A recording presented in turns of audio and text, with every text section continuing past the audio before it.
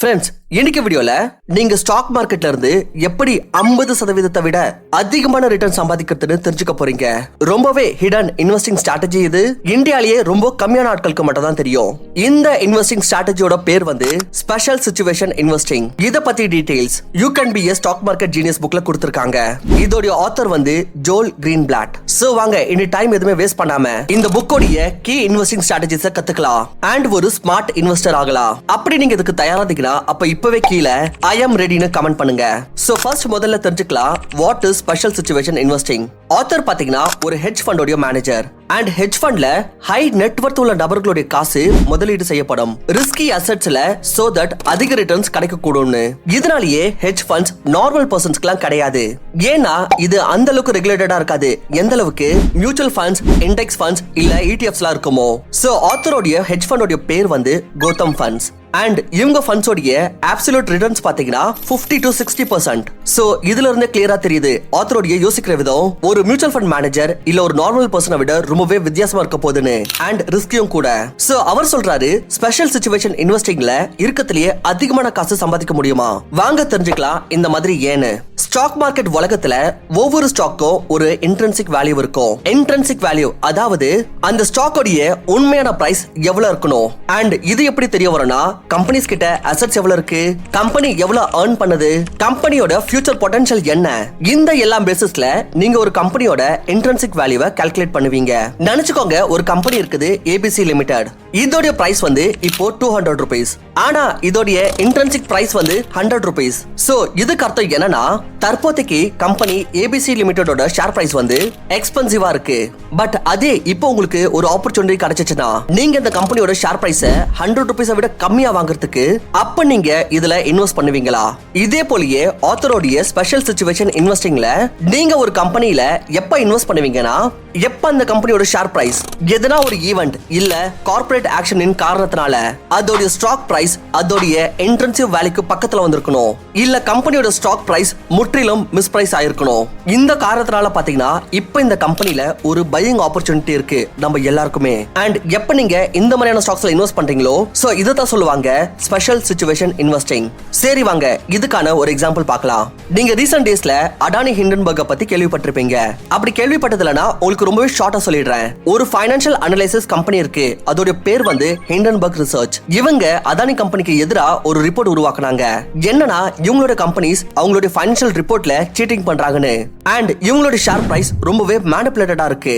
And இந்த ரிப்போர்ட்டுக்கு பிறகு Adani குரூப்ஸோட shares ரொம்பவே மோசமா விழுந்துச்சு. பாத்தீங்கன்னா அதானி என்டர்பிரைசஸோட ஷேர்ஸ் இந்த ரிப்போர்ட்டுக்கு முன்னாடி கிட்டத்தட்ட 3800 ரூபாய் பிரைஸ்க்கு பக்கத்துல ட்ரேட் ஆயிட்டு இருந்தது. ஆனா இதுவே இந்த ரிப்போர்ட்டுக்கு பிறகு விழுந்து 1100 ரூபாய் பக்கத்துல வந்துருச்சு. பட் அதுவே நான் இந்த வீடியோவை ரெக்கார்ட் பண்ற சமயத்துல பாத்தீங்கன்னா by the time Adani groups of shares வந்து ரெக்கவர் ஆயிடுச்சு கடந்த ஒரு வருஷத்துல. அப்படி நீங்க ஹிண்டன்பர்க் ரிப்போர்ட் வந்த சமயத்துல இவங்களோட ஷேர்ஸ்ல இன்வெஸ்ட் பண்ணிருந்தீங்கன்னா அப்ப இப்போ உங்களுக்கு ஒரு நல்ல ப்ராஃபிட் கிடைச்சிருக்கும். உதாரணத்துக்கு நீங்க அதானி என்டர்பிரைசஸ்ல ஒரு வருஷத்துக்கு முன்னாடி இன்வெஸ்ட் பண்ணிருந்தீங்கன்னா அப்ப உங்களுக்கு 61% ரிட்டர்ன் கிடைச்சிருக்கும். இப்போ இதே போலயே அதானி போர்ட்ஸ்ல 94% அண்ட் அதானி கிரீன் எனர்ஜில 110% ரிட்டர்ன் கிடைச்சிருக்கும். அப்படி நீங்க ஒரு வருஷத்துக்கு முன்னாடி இதுல இன்வெஸ்ட் பண்ணிருந்தீங்கன்னா சோ பாத்தீங்கன்னா ஸ்பெஷல் சிச்சுவேஷன் இன்வெஸ்டிங் வந்து ரொம்பவே ரிஸ்கியான இன்வெஸ்ட்மெண்ட். ஏன்னா இங்க நீங்க கார்ப்பரேட் ஈவென்ட்ஸ் காரணத்தால பையிங் ஆப்பர்ச்சுனிட்டி உருவாகுதுல அது மீது நீங்க இன்வெஸ்ட் பண்றீங்க. சில கார்ப்பரேட் ஈவென்ட்ஸ்க்கான எக்ஸாம்பிள் சொல்லணும்னா உதாரணத்துக்கு ஸ்பின் ஆஃப். அதாவது ஒரு பெரிய கம்பெனி வந்து அவங்க பிசினஸ் தனியா பிரிச்சிருக்காங்க. அக்விசிஷன்ஸ் கம்பெனி வந்து இன்னொரு கம்பெனியை வாங்கியிருக்காங்க இல்ல அவங்களே வித்துட்டாங்க. கம்பெனில எதுனா மேஜர் ரீஸ்ட்ரக்சரிங் ஏற்படலாம் இல்ல கம்பெனி பேங்க்ரப்ட் ஆயிருக்கலாம். இந்த மாதிரி ஈவென்ட்ஸ்னால டைரக்ட்லி எஃபெக்ட் ஏற்படுது கம்பெனி ஸ்டாக் பிரைஸ் மீது. சோ வாங்க நம்ம ஒண்ணா இது எல்லாத்தையும் டீடைலா டிஸ்கஸ் பண்ணலாம். பட் அதுக்கு முன்னாடி நீங்க இன்னும் நம்மளோட சேனலுக்கு சப்ஸ்கிரைப் பண்ணலனா உடனே சப்ஸ்கிரைப் பண்ணிடுங்க. இந்த மாதிரி யூஸ்ஃபுல் வீடியோஸை மிஸ் பண்ணாம பார்க்கிறதுக்கு. இது உங்களுக்கு ஃப்ரீ ஆஃப் காஸ்ட் ஆனா எங்களுக்கு ரொம்ப பெரிய மோட்டிவேஷன். ஃப்ரெண்ட்ஸ், இந்த மாதிரி ஒரு நல்ல ஸ்டாக்கை சர்ச் பண்ணி அதுல இன்வெஸ்ட் பண்ணோம்னா அதுக்கு ஃபர்ஸ்ட் உங்களுக்கு ஒரு நல்ல டிமேட் அக்கவுண்ட் தேவை. பொதுவா நம்ம அக்கவுண்ட் ஓபன் பண்றப்போ ஒரு கரெக்டான இடமா பார்த்துட்டு ஓபன் பண்ணணும். ஏன்னா மேக்ஸிமம் புரோக்கர்ஸ் கிட்ட நம்மளோட ட்ரேட் அண்ட் இன்வெஸ்ட்மெண்ட் மீது ஏகப்பட்ட புரோக்கரேஜ் பே பண்ண வேண்டியது கூடும். பட் அதே நம்ம எம் ஸ்டாக் பை மிரர் அசெட்ல அக்கவுண்ட் ஓபன் பண்ணனா இங்க intraday, delivery, future and option, mutual fund and IPO மாதிரி ஏகப்பட்ட செக்மெண்ட்க்கு பாத்தீங்கன்னா ஜீரோ brokerage-க்கான பலன் பெறலாம். And in the zero brokerage for life across all products-க்கான பயன் கிடைக்குது வெறும் 999 பிளான்ல. And இது இல்லாம additional 999 பேமெண்ட் பண்ணி நீங்க லைஃப் டைம்க்கு AMC சார்ஜஸ்ல இருந்து விடை பெறலாம். M-Stocks உடன் உங்களுக்கு one of the lowest interest rate, அதாவது வெறும் 6.99% இருந்து மார்ஜின் ட்ரேடிங் ஃபெசிலிட்டி கிடைக்குது. கூடவே one click order execution, one click order placement and voice search மூலமா உங்களுடைய ஃபேவரட் ஸ்டாக்கை சூஸ் பண்ற ஆப்ஷனும் கிடைக்குது. மீராய் அசெட் 25 இயர்ஸ் ஓல்டான ஒரு ஃபைனான்ஸ் கம்பெனி. இவங்க 16 கண்ட்ரீஸ்ல இவங்களுடைய சிறந்த சேவைக்காக பேர் போனவங்க. அண்ட் கடந்த ஒரு வருஷத்துல பாத்தீங்கன்னா M-Stockல இவங்களுடைய 10 லட்சம் கிளைண்ட்ஸ் 145 கோடிக்கான brokerage சேவ் பண்ணிருக்காங்க.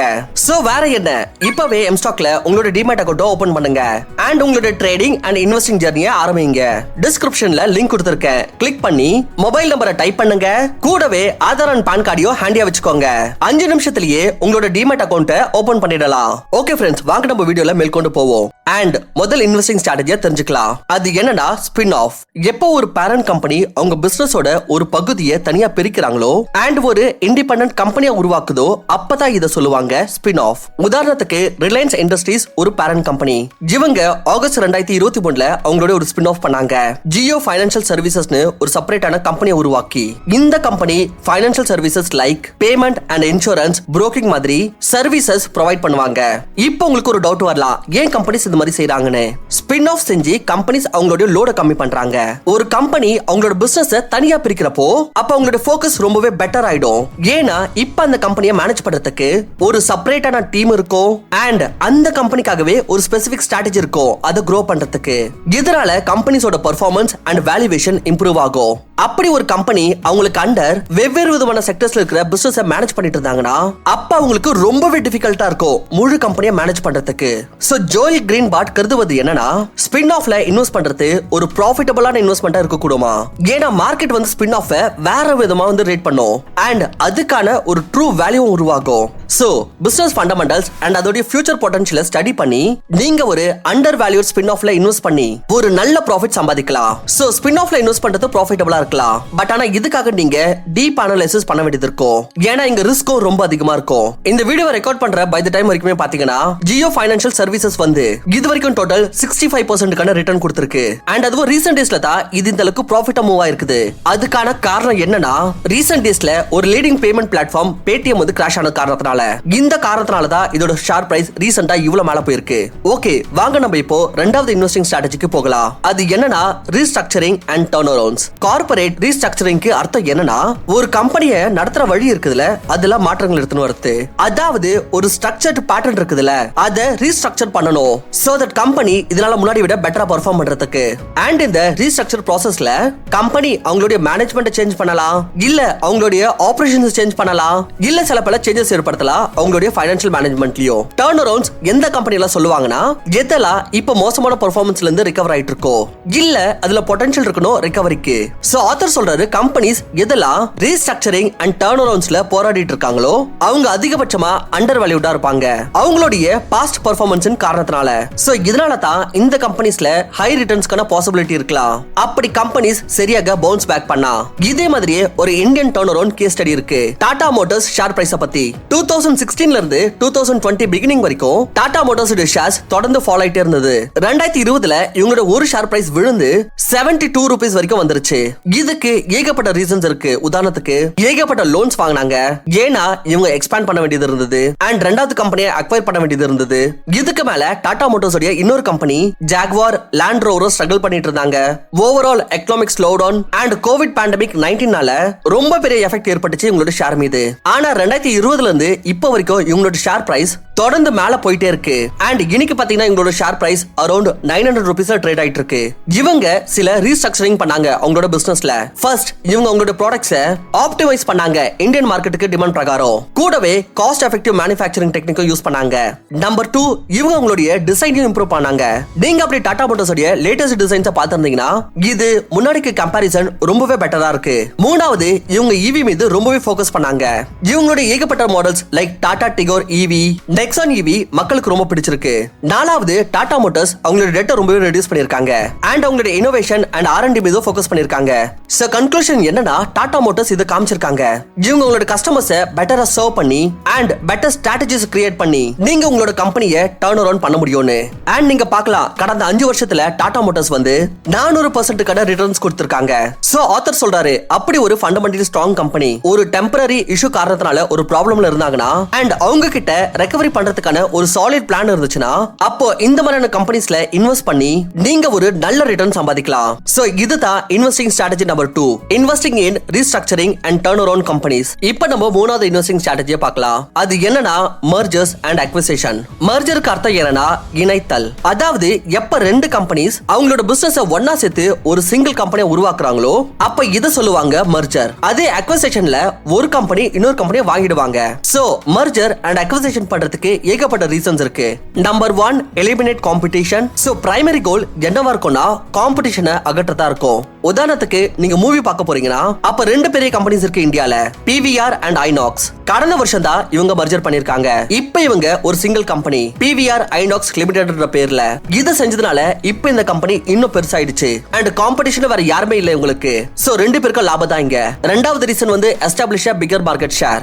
எப்பலாம் ரெண்டு கம்பெனி மர்ஜ் ஆகுதோ இல்ல அக்வயர் பண்றாங்களோ அப்ப இதனால அவங்களோட மார்க்கெட் ஷேர் பாத்தீங்கன்னா ரொம்பவே அதிகமாயிடும். லைக் ஒரு கம்பெனி கிட்ட 100 ஸ்டோர்ஸ் இருந்துச்சுன்னா அண்ட் அவங்க ரெண்டாவது கம்பெனி அக்வயர் பண்ணிருந்தாங்கன்னா அண்ட் அவங்க கிட்ட 50 ஸ்டோர்ஸ் இருந்துச்சுன்னா இப்ப இவங்க ரெண்டு பேருமே ஒன்னா சேர்ந்து 150 ஸ்டோர்ஸ் ஆபரேட் பண்ணிட்டு இருப்பாங்க. இதுக்கான எக்ஸாம்பிள் வந்து Zomato வந்து Blinkit அக்வயர் பண்ணாங்க கிட்டத்தட்ட 4500 கோடிக்கு.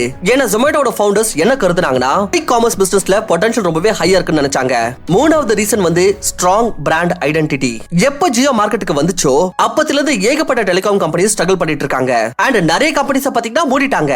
அப்பதான் வோடோஃபோன் அண்ட் ஐடியா வந்து டிசைட் பண்ணாங்க இவங்க மர்ஜ் ஆயிடலான்னு. வோடோஃபோன் ஐடியா லிமிடெட்ன்ற பேர்ல அண்ட் அவங்களையே இனி வின்னு சொல்லிக்கிட்டாங்க. வி அதாவது வோடோஃபோன், ஐ அதாவது ஐடியா. சோ மர்ஜர் அண்ட் அக்விசிஷனால பிராண்ட் ஐடென்டிட்டியும் ஸ்ட்ராங் ஆகுது. இன்னொரு இம்பார்ட்டன்ட் ரீசன் மர்ஜர் அண்ட் அக்விசிஷனுக்கு என்னன்னா to reduce tax liabilities. Example ரெண்டு கம்பெனி இருக்கு. கம்பெனி ஏ வந்து கடந்த வருஷம் 100 crores ப்ராஃபிட் பண்ணிருக்காங்க அண்ட் கம்பெனி பி கடந்த வருஷம் 10 crore லாஸ் பண்ணிருக்காங்க. சோ இந்த தருணத்துல கம்பெனி ஏ வந்து கம்பெனி பி அக்வயர் பண்ணிச்சுனா அண்ட் ஒரு சிங்கிள் கம்பெனியா மாறிச்சுனா ஏபி, அப்போ கம்பெனி பி யோட லாஸ் இருந்துச்சுல அது இப்போ கம்பெனி ஏபி தான் ஆயிடுச்சு. இந்த காரணத்தால கம்பெனி ஏ வோட டாக்ஸும் சேவ் ஆகும் அண்ட் கம்பெனி பிக்கு காசும் கிடைக்கும் அவங்களுடைய லாஸ் மேக்கிங் பிசினஸ்ல இருந்து. சோ ஆத்தர் கருத்து என்னன்னா எப்பலாம் மர்ஜர் அண்ட் அக்விசிஷன் ஏற்படுதோ எதுனா ரெண்டு கம்பெனிக்கு இடையே அப்போ ஒரு ஆப்பர்ச்சுனிட்டி கிரியேட் ஆகும். ஏன்னா மர்ஜர் அண்ட் அக்விசிஷனுக்கு முன்னாடி கம்பெனியோட வேல்யூவேஷன் இருக்குதுல்ல அதுல ஒரு ரொம்ப பெரிய டிஃபரன்ஸ் ஏற்படும் மர்ஜர் அண்ட் அக்விசிஷனுக்கு பிறகு. அண்ட் இந்த மிஸ் வேல்யூவேஷனை நீங்க பயன்படுத்திக்கலாம். இந்த மாதிரியான கம்பெனிஸ்ல இன்வெஸ்ட் பண்ணி எதோட மர்ஜர் அண்ட் அக்விசிஷனுக்கு பிறகு ஃபியூச்சர் பொட்டன்ஷியல் ரொம்பவே பெட்டரா இருக்க கூடுமோ. சோ ஃப்ரெண்ட்ஸ் இதுதான் இந்த 3 இம்பார்ட்டன்ட் இன்வெஸ்டிங் ஸ்ட்ராட்டஜிஸ். இப்போ நம்ம இந்த வீடியோவோட ரொம்பவே இம்பார்ட்டன்ட் பார்ட்டுக்கு வந்திருக்கோம். இந்த 3 ஸ்ட்ராட்டஜிஸையும் உங்களோட இன்வெஸ்டிங்ல சரியாக யூஸ் பண்றதுக்கு நீங்க என்னெல்லாம் செய்யணும்ன்றத பார்க்கலாம். Number 1, educate yourself. இந்த புக்ல என்ன சொல்லிருக்காங்கன்னா நீங்க உங்களோட நாலேஜை அதிகரிக்கணும். ஸ்டாக் இன்வெஸ்டிங்க பத்தி உங்களுக்கு பேசிக்ஸ்லாம் தெரியணும். ரொம்ப முக்கியமா ஃபைனான்சியல் ஸ்டேட்மெண்ட்ஸ், மார்க்கெட் இண்டிகேட்டர்ஸ் பத்தி உங்களுக்கு ரொம்ப டீப் நாலேஜ் இருக்கணும். நீங்க special situation investings like spin offs, corporate restructuring, turnarounds, mergers and acquisitions இது எல்லாத்த பத்தியும் கேஸ் ஸ்டடிஸ் நீங்க படிக்கணும். நீங்க வேணும்னா இந்த வீடியோல சொன்ன எக்ஸாம்பிள்ஸ் பத்தி பார்க்கலாம். எப்படி இந்த ஈவென்ட்ஸ் காரணத்தால இதோட ஸ்டாக் பிரைஸ்ல என்ன எஃபெக்ட் வந்துச்சுன்னு. நம்பர் 2 ரொம்ப முக்கியமானது set up your watch list. நீங்க எந்த ஸ்டாக் இன்வெஸ்டிங் ஆப் யூஸ் பண்றீங்களோ அதுல பாத்தீங்கன்னா வாட்ச் லிஸ்ட் கிரியேட் பண்றதுக்கான ஒரு ஆப்ஷன் இருக்கும். இதுல பாத்தீங்கன்னா நீங்க இன்வெஸ்ட் பண்ணல, இந்த ஸ்கிரீன் நீங்க வெறும் செலக்ட் பண்ண ஸ்டாக்ஸ் பார்க்கிறதுக்கு மட்டும் தான். அப்படி உங்ககிட்ட டிமேட் அக்கவுண்ட் இல்லனா நான் எம்ஸ்டாக் லிங்க் டிஸ்கிரிப்ஷன்ல கொடுத்திருக்கேன். அதன் மூலமா உங்களோட டிமேட் அக்கவுண்ட்டை இப்பவே ஓபன் பண்ணுங்க. சோ எப்போ ஸ்பெஷல் சிச்சுவேஷன் இன்வெஸ்டிங் பத்தி எதனா நியூஸ் வந்துச்சுன்னா அப்போ அந்த ஸ்டாக்ஸ் எல்லாம் உங்களோட வாட்ச் லிஸ்ட்ல கண்டிப்பா ஆட் பண்ணிடுங்க. அடுத்தது நீங்க செய்ய வேண்டியது நம்பர் 3, டீப் அனலைசிஸ். எந்தெந்த ஸ்டாக்ஸ் எல்லாம் நீங்க உங்களோட வாட்ச் லிஸ்ட்ல ஆட் பண்ணிருக்கீங்களோ அத பத்தி டீப்பா ஸ்டடி பண்ணுங்க. அந்த கம்பெனியோட ஃபைனான்சியல் ஸ்டேட்மெண்ட்ஸ் படிங்க, அதோட ஃபண்டமெண்டல்ஸ் எப்படி இருக்குன்னு பாருங்க. கூடவே என்ன கார்ப்பரேட் ஈவென்ட் ஏற்படுதோ அதையும் அனலைஸ் பண்ணுங்க. லைக் உதாரணத்துக்கு அப்படி ஸ்பின் ஆஃப் ஆகுதுன்னா அப்ப நீங்க இத கால்குலேட் பண்ணுங்க. இதனால அந்த பேரண்ட் கம்பெனி அண்ட் அந்த ஸ்பின் ஆஃப் கம்பெனிக்கு என்ன லாபம் ஏற்படும்னு. அப்படி மர்ஜர் ஆகுதுன்னா அப்ப இதுக்கான மெயின் ரீசன்ஸ் என்னன்னு பாருங்க. கார்ப்பரேட் ரீஸ்ட்ரக்சரிங் அண்ட் டர்ன் அரவுண்ட்ஸ்லயும் அந்த கம்பெனியோட ரெக்கவரி ஸ்ட்ராட்டஜி என்னன்றத பாருங்க. இந்த விஷயத்தையும் நீங்களே ஸ்டடி பண்ணணும். Number 4 valuation. நீங்க உங்களுடைய செலக்டட் கம்பெனியோட இன்ட்ரின்சிக் வேல்யூவை கால்குலேட் பண்ணணும். இதுக்கு நீங்க எந்த ஒரு வேல்யூவேஷன் மெத்தட் யூஸ் பண்ணலாம். Like discounted cash flow method இல்ல கம்பேரபிள் கம்பெனி அனாலிசிஸ்.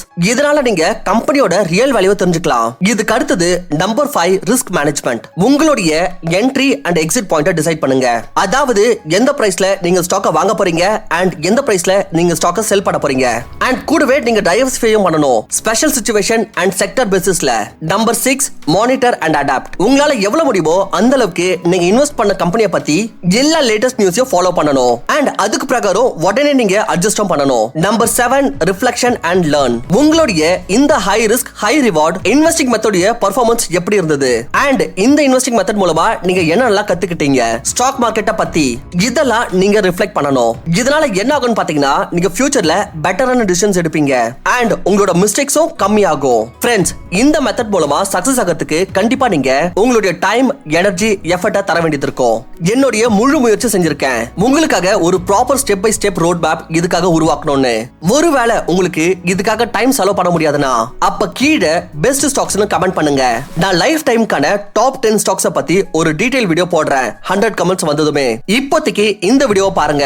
இதுல உங்களுக்கு டாப் 5 இண்டெக்ஸ் ஃபண்ட பத்தி சொல்லியிருக்கேன். அண்ட் முக்கியமா இந்த வீடியோ யூஸ்ஃபுல்லா இருந்துச்சுன்னா மட்டுமே இந்த சேனலுக்கு கண்டிப்பா சப்ஸ்கிரைப் பண்ணுங்க. கூடவே உங்க ஃப்ரெண்ட்ஸ் அண்ட் ஃபேமிலி மெம்பர்ஸ்க்கு ஷேர் பண்ணிட்டு இந்த வீடியோவை கண்டிப்பா லைக் பண்ணுங்க. Thank you for watching. Investments in securities markets are subject to market risks. Read all the related documents carefully before investing.